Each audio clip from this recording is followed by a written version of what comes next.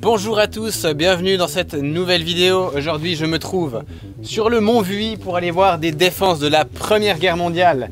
Et je ne suis pas seul, je suis avec Julien et Jérémy. Donc on va aller explorer un peu tout ce qu'on peut trouver sur cette colline, mais on va pas pouvoir tout faire, je le dis d'avance, donc il y aura une partie 2. Alors on commence tout de suite ici par ces ouvrages. On se trouve dans ce qu'on appelle le réduit du Vuy. C'est une composition de différents ouvrages et ici nous avons tout de suite les anciens systèmes de barrage anti-char avec ces espèces de poutres pliées. Allons tout de suite visiter ce premier ouvrage qui est en fait la caponnière. Bon voilà, ça donne un petit peu d'idée, il y avait des espaces avec ici les embrasures qui permettaient de tirer et d'observer évidemment sur le plateau ici. Voilà, le plateau du Vuy. Alors on ressort d'ici, donc c'était ce qui permettait de défendre l'entrée ici du réduit. Et là on arrive vers des tranchées. Tranchées Première Guerre. Voilà. Alors on a déjà ici des casemates sur la gauche. C'est un peu... On ira regarder dedans après, on va déjà les faire en longueur. C'est des vieilles constructions, hein, ça a passé 100 ans tout ça. C'est trop impressionnant de pouvoir découvrir ça aujourd'hui. Bon, on va aller regarder dedans un coup. Hop. Alors, voyez un peu la structure. Avec ces toits comme ça. En tôle, on peut dire. Voilà. Donc tout ça, c'était un peu des abris pour les soldats.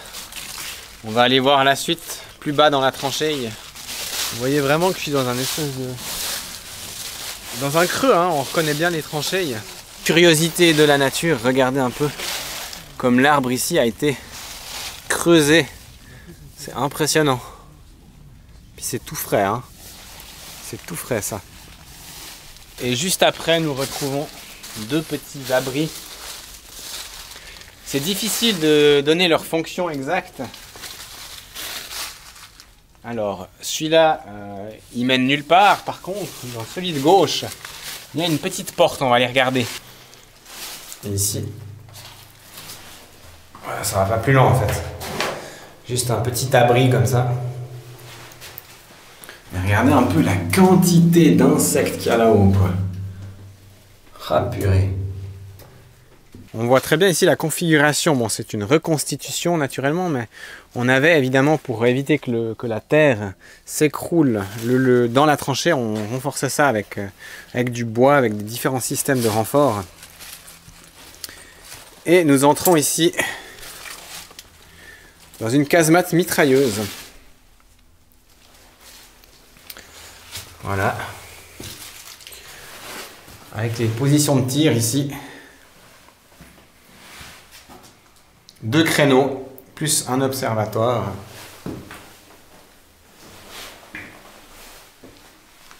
Vous pouvez observer ici le vieillissement de l'installation. Hein. Le béton est complètement entamé. On voit la ferraille de l'armature.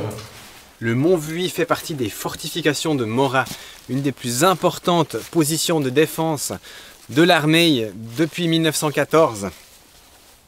Et c'est vraiment un secteur clé ici de la défense helvétique qu'on peut visiter aujourd'hui. Il faut savoir que le réduit du Vuy qu'on visite actuellement devait servir de position fortifiée en cas de perte des autres lignes de fortification ici sur le mont Vuy. La fonction du Vuy était de défendre toute arrivée par le nord.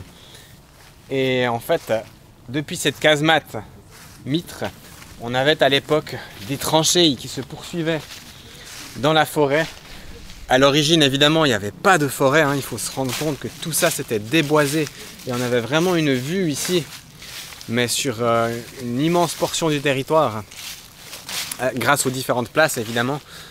Et ce réduit ici, on n'a pas fini de le visiter. Là, on arrive au cœur du système, là où se trouvaient les centrales de communication, les postes de commandement et tout ça. Ce dont il faut se rendre compte, c'est qu'on est en fait ici au départ du front de feu. Donc toute cette ligne de tranchées où se plaçaient les soldats pour pouvoir tirer sur l'ennemi en approche. Et le front de feu ici pouvait accueillir 180 soldats. Donc ça vous donne une petite idée de l'ampleur de la place ici. Le front de feu se composait de différents éléments. Il y avait des blocs de défense qui permettaient de riposter les projectiles ennemis, ainsi que des places de tir entre chacun de ces blocs de défense, où pouvaient chaque fois s'aligner une douzaine de soldats pour faire feu sur l'ennemi. Donc là nous arrivons vers des premiers espaces de vie, hein, on peut dire. C'est des casemates où se trouvaient les dortoirs et puis les réfectoires en fait. Donc vous voyez que c'est des reconstitutions, mais vous voyez que le confort est rudimentaire quoi. Je vais mettre un peu plus de lumière, voilà. Ça donne une petite idée. Bon, on imagine qu'il y avait quand même un ou deux draps quand même. Mais ouais, qu'est-ce que t'en penses, Julien, de ce confort de l'époque, quoi? C'était... hard, quoi. Ça devait pas être évident, puis par tous les temps, hein, quoi. Ouais. Et puis dans la boue et tout ça. Avec le climat en plus. Ouais, froid, quoi, franchement. Ouais, je pensais surtout au climat de guerre, quoi, où on vit un peu dans l'angoisse de savoir qu'est-ce qui pourrait arriver le lendemain. C'est clair que nous on se plaint de beaucoup de choses, mais je pense que qu'on voit dans quoi ils ont vécu pendant des mois et des mois, franchement, ouais. Il y a de quoi relativiser un petit peu, hein, en voyant tout ça. Ouais, clairement. Voilà, une autre série de casemates. C'est vraisemblablement par ici que se trouvaient les cuisines. C'est la même configuration, mais il faut s'imaginer qu'à l'origine, eh bien, il y avait des portes qui fermaient chacun de ces petits espaces. Et tout ça ici, comme je vous ai expliqué avant, il y avait des planches en bois, des poutres pour empêcher la terre de tomber, ainsi qu'un petit couvert par-dessus. On a encore différents autres locaux, ce qui devrait être un peu les postes de commandement, centrales téléphoniques. On a ici un plan de toutes les lignes de téléphone. Donc on voit que ça pouvait aller jusqu'à Kertzersbourg, Mondenant, tout le secteur ici autour.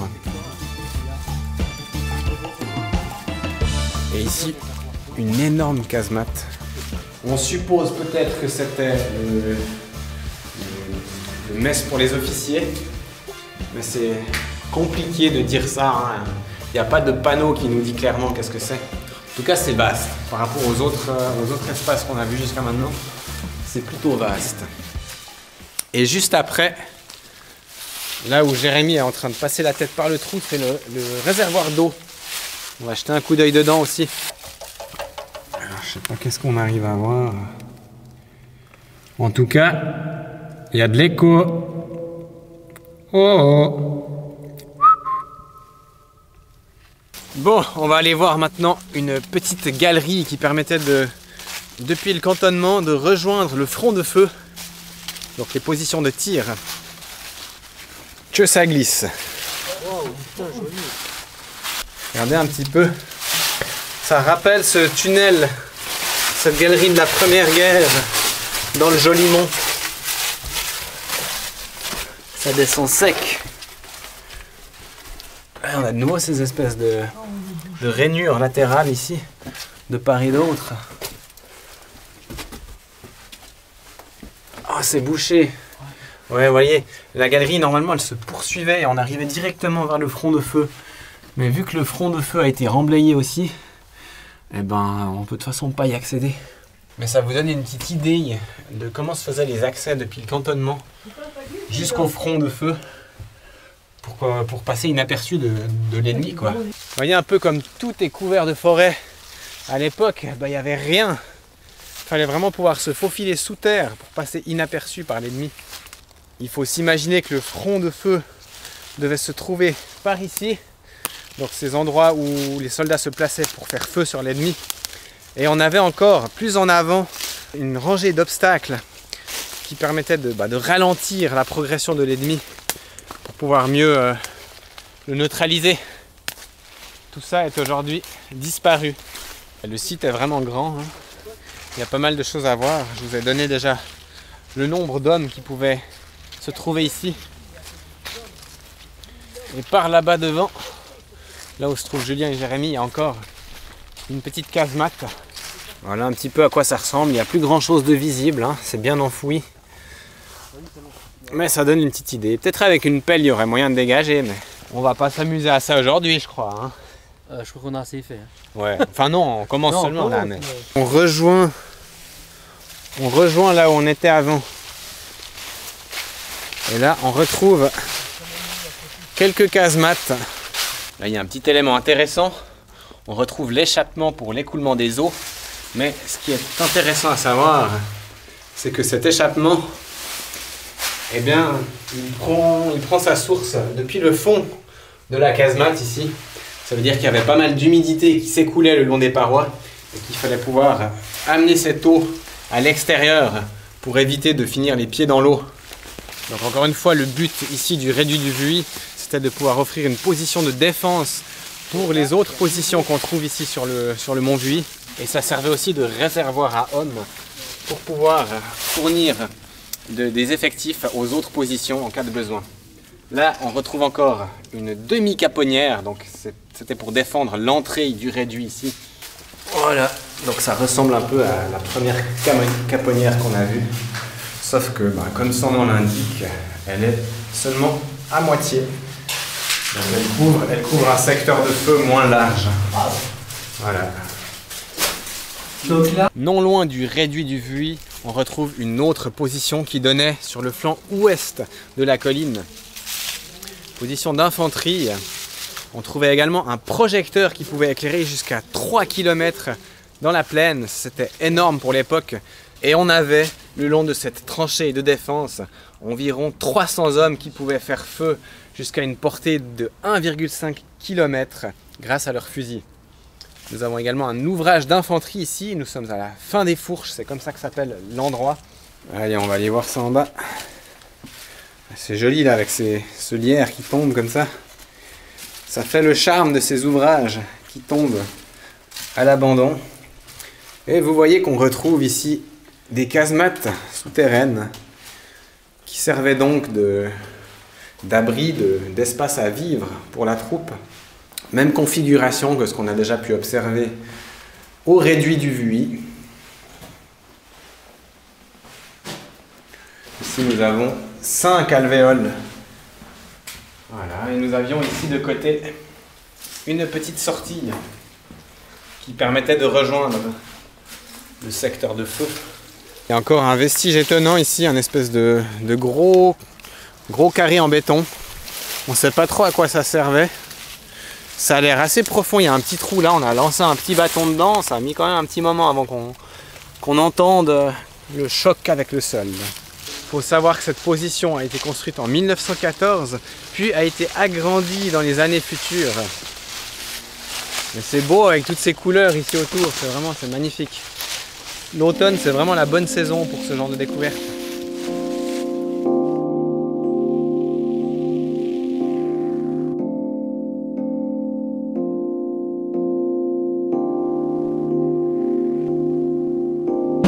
La position de la fin des Fourches était reliée au réduit du Vuy par une tranchée. Il faut savoir que ces deux emplacements étaient distants de seulement environ 200 mètres, donc c'était assez facile de rejoindre l'un et l'autre. Nous arrivons à la position suivante qui s'appelle Vuy-le-Haut. Donc ça se trouve sur le côté ouest du Vuy. Et on retrouve ici des tranchées de la Première Guerre toujours. Alors vous voyez ce qu'il en reste un petit peu. Des creux dans le terrain, mais c'était des positions d'infanterie. On voit qu'il y a d'autres personnes qui occupent les lieux actuellement. Enfin, personnes. Voilà. D'autres êtres vivants. On retrouve une petite casemate, très discrète dans le terrain. Il y a toujours ces tranchées par là. On va descendre dedans un peu. Hop. on reconnaît vraiment la forme, tac, en vallon comme ça. Alors on est tombé sur un espèce de réservoir 1927, donc ça a priori rien à voir avec les fortifications de la Première Guerre, mais ça se pourrait que ce soit une ancienne position Première Guerre qui a été convertie par la suite. Mais voilà, ça reste à prendre avec des pincettes. On essaie de regarder avec la Osmo Pocket à l'intérieur qu'est-ce que ça donne, si ça va loin, et puis qu'est-ce qu'on peut voir. Alors, petite casemate ici, toujours dans la même config. Vous voyez que l'arbre est tombé dessus, mais la casemate, eh ben, elle est toujours là. Hein. On va pouvoir regarder dedans. Il y avait une porte à l'époque. C'est, je pense, comme on a vu sur le Jolimont, c'était ces portes en bois, à mon avis. Et bon, bah alors, c'est pas très très grand, hein, évidemment. Et voilà, on arrive vers un beau vestige ici. Des énormes casemates, enfin énormes. Des très beaux vestiges de ces casemates qu'on peut observer. Alors à quoi est-ce que ça servait? Il faudrait trouver un panneau explicatif. On retrouve ici sur le fronton des inscriptions historiques de la réalisation de l'ouvrage finalement. Je vous mettrai les photos. Mais tout ça remonte à 1914, donc ça a passé le siècle. C'est juste incroyable. Et c'est quand même relativement en bon état. Nous sommes ici tout près du sommet du Mont Vuy. On a le long de la route différentes casemates de la Première Guerre, toujours. Mais nous, dans l'immédiat, on va aller voir ici cette galerie qui menait à des postes d'observation. Oh, regardez déjà là, cette espèce de structure. On a l'impression d'entrer dans une mine presque. Incroyable. Donc on est tout dans des galeries qui sont creusées dans la molasse ici.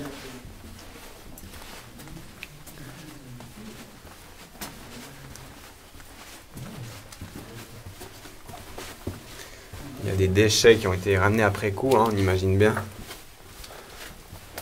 Faire attention quand même où on met les pieds. Bon, j'ai un petit problème d'humidité sur l'objectif. On va essayer de faire avec. Ici derrière, on peut observer en fait un ancien accès pour un puits d'observation qui n'est plus du tout visible aujourd'hui. Alors ici, petite intersection. C'est trop beau. Quand vous voyez la roche comme ça, ces motifs, ces formes. Alors, je pense qu'il y a pas mal de gens qui ont dû venir ici pour s'amuser.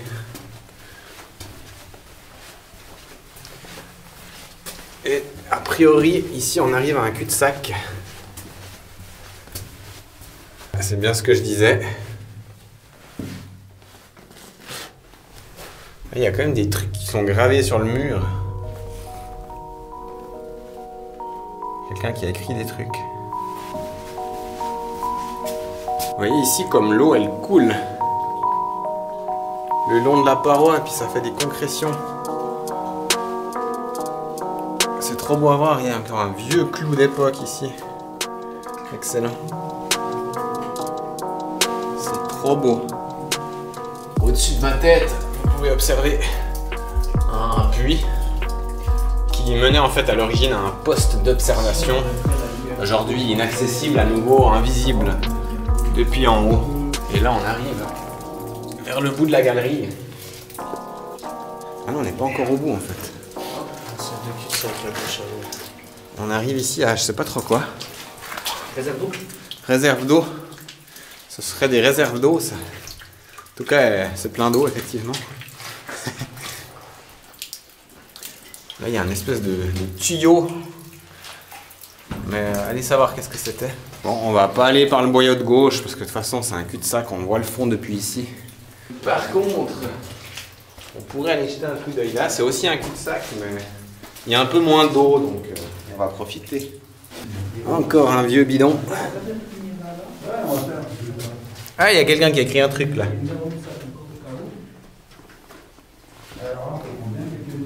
Ouais, on voit quand même 2-3 vestiges. Puis vous voyez les marques sur les murs. C'est excellent. Et voilà. C'est marrant que ça ait arrêté de creuser comme ça, c'est comme s'ils n'avaient pas fini. Ouais, à mon avis, ils étaient prêts à continuer. Ouais. Je pense qu'ils devaient continuer à l'origine, puis que ça s'est pas fait plus loin. Ouais.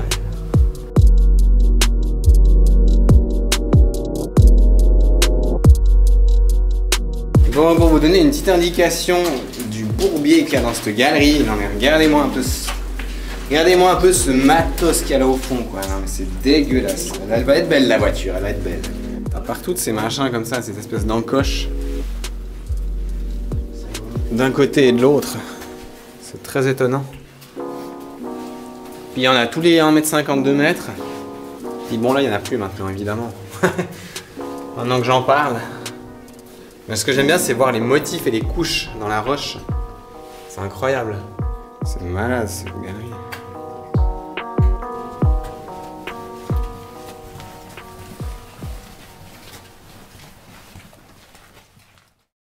Ok, on est ressorti de cette galerie. Impressionnant, ça fait quand même bien, je pense, 200 mètres, je dirais, en tout. Là, nous avons une de ces premières casemates, qui est un peu utilisée comme dépôt pour du matériel. La suivante, elle est dans un bien piteux état. Mais c'est intéressant parce qu'on peut observer la structure.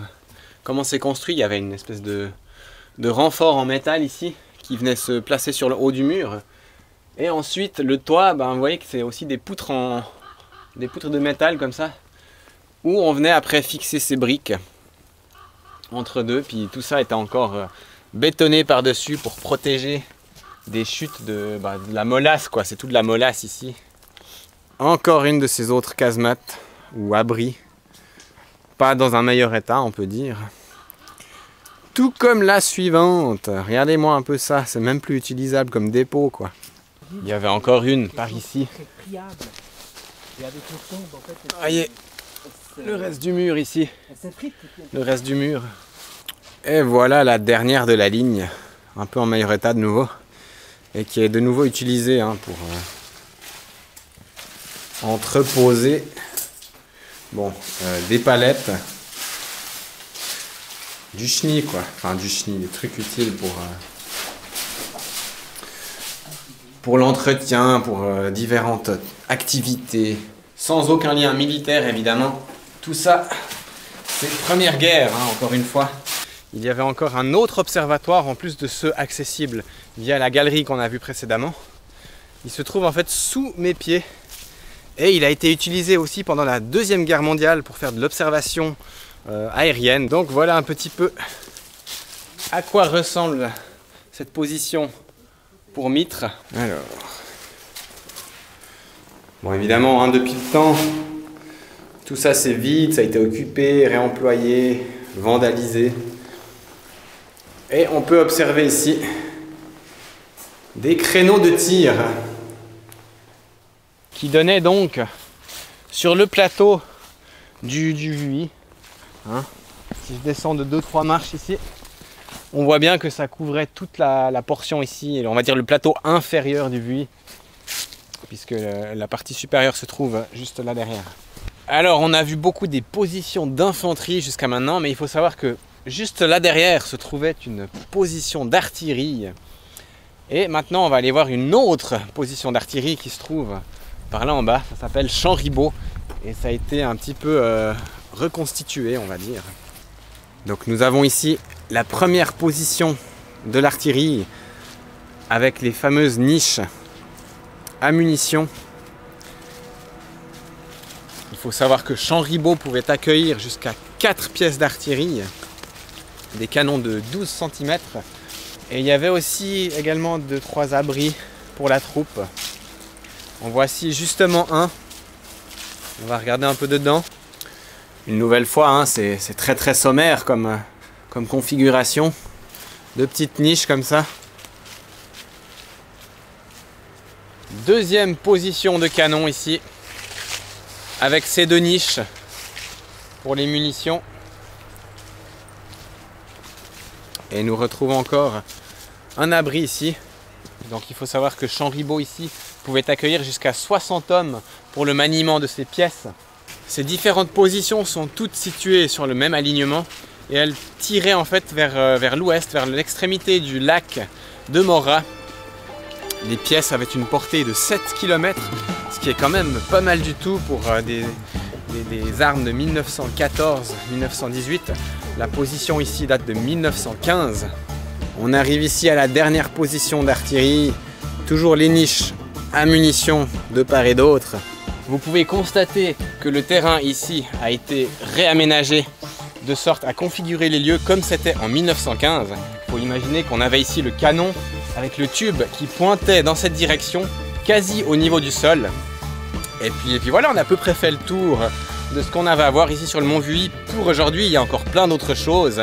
Ça sera pour une prochaine vidéo. Donc déjà, merci d'avoir regardé la vidéo. Merci à toutes les personnes qui ont aidé à la préparation, qui ont contribué à cette vidéo.